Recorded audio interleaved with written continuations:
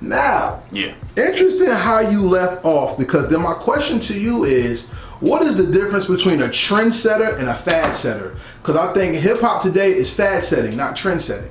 Okay. And they're following the fads and not the trends. Okay. So what do you think? That's What the is the difference? first time I heard it like that, put it that way, fad setter. Okay. Well, let me see. Trendsetter is, I would consider Drake a trendsetter. Like, my example goes from that, what's that name of the album? If You're Reading This Is Too Late, and Views. Like, he started that whole, like, he was slowly put in that trap beat with the flow changing, that everybody seems to be doing nowadays. Okay. And now it's become, some people have taken that and turned it into a fad. So I guess that's how I would see it. But also fads come in the form of like certain flows. Yeah. In a way, certain flows are becoming fads. Like Drake said it as a trend, but now people take small parts of it and it just becomes the norm. And it gets annoying and it becomes repeated and it's regurgitated constantly. And that becomes a fad. So I guess that would be kind of the way. Trend. Okay. Yeah, in a way. So I'm gonna give you a trend and I'm gonna give you a fad. Yeah, please do. Tell me what you think. Go ahead. Illmatic was a trend. Illmatic was a trend, okay. Do you agree? It set a precedent. It was a new way for people to rhyme, because before that, I guess there weren't that many albums that really put out that much out there lyrically. Give me a song that was a story and a rap at the same time. There was a story and a rap? In the same rhyme. Story and a rap at the same time. Where I mean, like, you know, you got story rhyme. Yeah. And then you got songs with just rhymes in them. Just rhymes in them. Tell me a song that have both at the same time. Nas Rewind. Okay. How about New York State of Mind? That was the first song ever that did that. Okay. And that came off the influence of Slick Rick and KRS-One. Okay. So that's a trend. You see the growth and development of a style or something over time. Boom. Now you went into rhymes. Yeah. Nas Illmatic was the first super producer album. Then the trend came for everybody to get it, but then it turned into a fad, because then I just have to get all the same people to do the beats. And that becomes a fad at that point. But in Illmatic, all the producers knew each other, they messed with the artists, and then they had a beat competition on the album. Where today it's just, I'm gonna give you a hot beat and you just blend it in. Yeah. So that's a fad. Second one, the woman rapper is a fad now and not a trendsetter. Okay, alright. Because when women first started rapping, rhyming, they were trend setting. They were the beginning. After Lil' Kim and Foxy, it was sex sells. To the point where women with lyrics were a fad and not a trend setting. In today's hip hop, what would Kid Pro be? Is he a trendsetter, sparking change? Or is he a fad setter who's using people's ear for hip hop and trying to raise them into his hip hop? That's a very good question. Damn, you put it that way. I guess because since as of right now I didn't really deal with fad setting, but man, I gotta say that I want to be more of a trendsetter. Like, as much as I'm reinforcing everything about being yourself and being who you are, I have to do it my own way. I gotta say trendsetter, really. Yeah. I applaud you, because one thing about trend setting is going out and doing something different. Yes. You have a video where you freestyle in black and white. Yeah. Blowing your hand. It's cold out here. Yeah, right? yeah. That's a trend setting video. Tell them about the video, and we're gonna talk about that for a little bit. Okay, that was a video that I did with my man Non-Mineral. Shout to him. We just went outside of his old house and we wanted to film something. And I said, you know what, give it to me in black and white. And I remember it was really cold that day. Yes, So I kept blowing in my hands. It was cold as shit that day. God damn. And he told me, yo, just rap. And I remember the video because a couple of my friends told me, he's like, yo, why you rapping so low? Like, you whispering. I'm like, oh man, he told me to keep it down because there was some neighbors and stuff. So I was like, all right. But yeah, I forgot what I rapped. There was a 16 in there that I rapped, but yeah, I really liked that video other than that whispering part. But that was the beginning for me, just like making videos with him. And then that actually got me into video editing. And it just made me want to do more and more videos. So that video actually means a lot to me. that video is a trend-setting video because in an era where everybody wants to get on World Star, Yeah. you showcase your skill and not how you battle around a beat. Mm-hmm. We call that truth behind bars on Heritage Hip Hop. Okay. Because we want people to hear what you say, not just rap. And too many people nowadays sound when they rhyme, they sound like they got a cold. I hate that style. I always did. Oh, yeah. That's it. No, and I think that's where it started with the whole Drake thing with that album. That led into it because that made it okay for people to be like, you know what? If he can do it, I can do it. And now that's all you hear.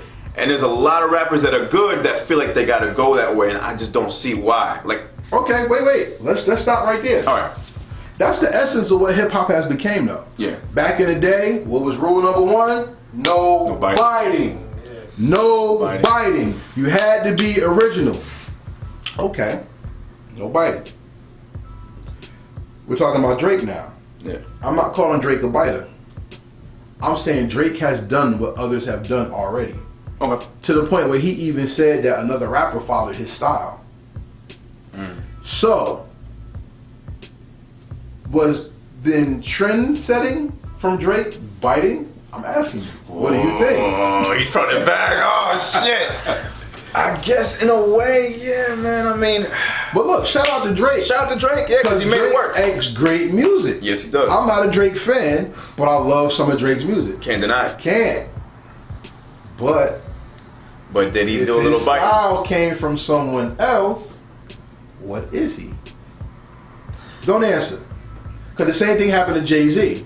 When Blueprint came out, he took a lot of rhymes from other people. Yeah. And you heard who made the track? Was it Cameron? I'm not a writer. I'm a biter. I'm a biter. I'm a biter. Yep. And people was going at it like, yo, Jay-Z stealing rhymes. What's going on? And Fat Joe even came to his defense and said, there's so many rhymes. How could you not redo a rhyme by giving homage to somebody who did it? Right. That's an interesting point. If somebody redid a Kid Pro rhyme, how would you feel and how would you interact with that artist knowing that they're using something that you have originated? I'd reach out to him and just be like, yo, I appreciate what you did. I mean, it depends. Are they giving me credit for it? Are they saying like, do they throw a little line in there like, you know, Kid Pro or something like that in there? Or they just said it and that's it? You tell me. How would Okay. you do on both? I'd reach out, if they actually shouted me out in it, I'd reach out to them and be like, hey man, I appreciate the shout out, you know, and I'd talk to them a little bit. If they didn't, I'd come up to them and be like, hey, you know, approach them like, how'd you come up with that? Was there a reason? Do you know that I said that? And probably go from there, you know. Yeah, you too. Hope they don't get too crazy. Nah, you too nice. Too nice? I want bread. And not only You that, want bread. not only that, KRS-One threw that fat dude off the stage from PM Dawn. Look, Yeah. I'm good. I'm good. Nah, I want some bread. And as you see, in today's society, a lot of people are actually taking songs and people are getting sued for them. Yeah. Look at how with the Nas and Kanye project, I ain't gonna call it album, project that came out. Yeah. There was beats taken, there was cover art taken, there Yo. was a lot of stuff taken from Lot that project. And the thing was, it came out later that Kanye bought it, so that's how they used it. Oh, So okay, I didn't give know that. respect for that, but the simple fact that it happened really makes you go, where is the state of hip hop today where there's no originality? Right. The thing about you and your rhyme style, rhyme patterning, and rhyme delivery is you're original because you deal with real life. How important is it in hip hop to show real life instead of the superhero, super thug, pornographic, super nigga, baddest dude out there?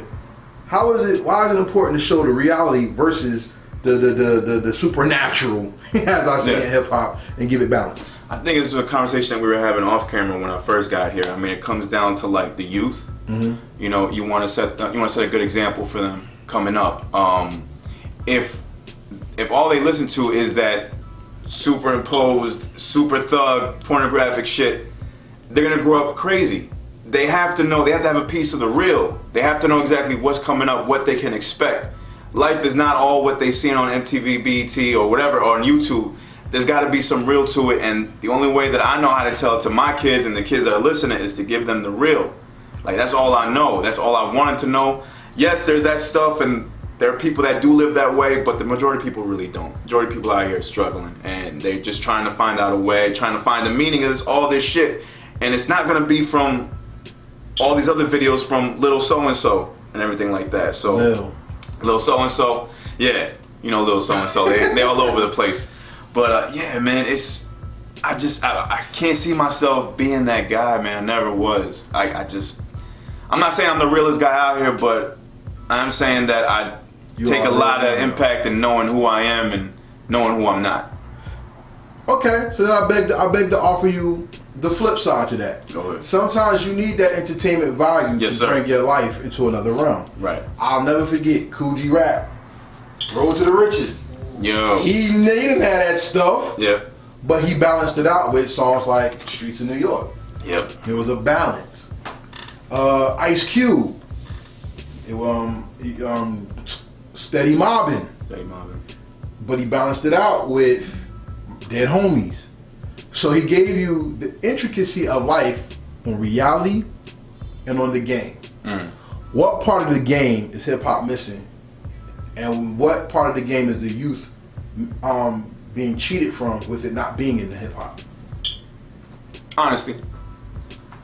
Just authenticity. There's too many people that are hiding behind the money, hiding behind the girls, hiding behind the cars, hiding behind the superficial stuff. And for some reason or another, because they feel like it's sensitive or they feel like it's vulnerable, they don't want to show that side. Like right now, I don't know what it is, how mental illness just has creeped up in the game now, where everybody feels the need to talk about it. But that's Kid Cudi, by the way. That's Kid Cudi? That's his realm. That's emo rap. Emo rap, okay. But you see it like kind of creeping in there in the mainstream a little bit. It's just, but I feel like that's really what's missing right now, honesty. Like a lot of people are going through that. There's more people in the hip hop game that are probably emo that care to share, you know. And I think they all are, because all artists are sensitive about their work. Very true. But some people don't want to show it. But okay, so let's flip that then. Nina Simone said, "An artist's responsibility is to reflect the times in which they live in with their music." Yes. So think about this. We live in an age now where children are being prescribed medicine to kill their brain functions. Yeah. So when these children now start rhyming and they're emotional, they're dealing with the loss of brain function and societal woe. That's PTSD, physical, and prescribed. So emo rap to me is important. I don't like it, but it's important because you always have to have a pulse on the nation and the people that comes under you. I was watching a very good documentary on the prison system, and it said a young man said, "My generation died when our fathers were born." That's one of the deepest bars in history. And that's not even a rap song. Our generation died when our fathers were born. Yes. That's crazy. So now, with that perspective, what are the people missing, or the youth missing, that hip hop was built upon? Because that is honesty. That is honesty. You're right. What are they missing?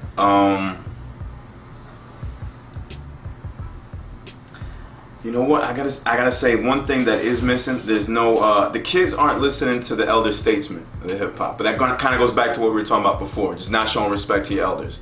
I think that's missing because I guess when it first started out, we still did listen to our OGs. I feel like nowadays the kids are just taking it to the fact that, nah, fuck you. I'm good. I got this. I can figure it out. They don't want to listen to people that have been there and that have that can offer some advice, some type of game for them to soak up. They're just going at it at their own pace, making up their own rules. It's like the Wild West out here, and that's not doing anybody any good. You know, you're not listening to people that could obviously help you in a tight situation. A lot of people that could provide some type of words of wisdom and advice, and you're going about it at your own rate, and that's causing a lot of fuck ups out here. So I really feel like that's one thing that's missing from today's generation, just not listening to the people that have already been there before and could, help you out because they've seen it. They've seen it go down. It's all cyclical, so it's all happening again.